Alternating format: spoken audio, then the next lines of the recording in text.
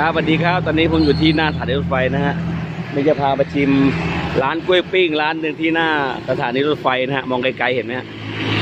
ขายมาหลายปีแล้วเขาจะไปสัมภาษณ์หน่อยนะมาได้ฮะหน้าสถานีรถไฟนะฮะนะฮะนี่ร้านกล้วยปิ้งน่าทานมากชื่อร้านอะไรเนี่ยเวลาเขามาซื้อชื่อร้านอะไรเขาเรียกอะไรเรียกแต่แม่ค้ากล้วยขันนีอุ้ยไม่มีชื่อเล่นเลยไงล่ะชื่อเล่นอ่ะฮะชื่อเล่นจวนอ๋อแม่ครับกล้วยปิ้งจวนนี่ดีนะเนี่ยตอนนี้ทำกี่รสชาติเนี่ยเค็มกับหวานอันนี้คือเค็มอันไหนหวานนะอ๋อนี่หวานอ๋อ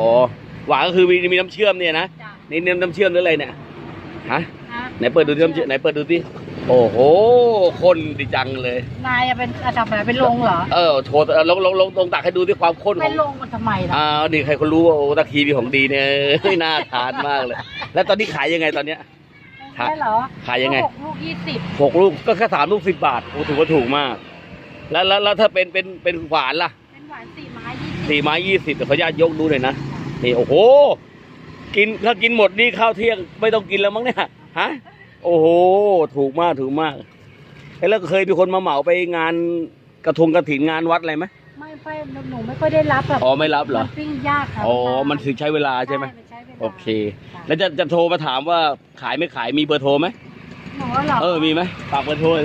เนี่ยเบอร์โทรเจี๊ยบเบอร์โทรเจี๊ยบเบอร์อะไรเจี๊ยบเบอร์อะไร081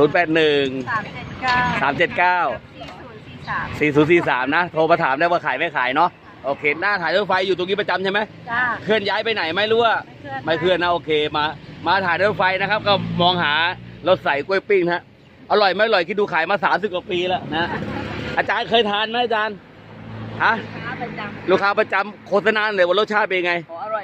ยมากนะยกมือนิ้วโป้โอเคไงฝากด้วยนะครับถ้าหาไปหาน้องกล้วยปิ้งจะซื้อไปใส่โอเคกล้วยปิ้งแม่จวนนะหน้าถ่ายรถไฟนะฮะ3 ลูก 10 6 ลูก 20ถูกมากๆขอบคุณมากนะครับถูกใจ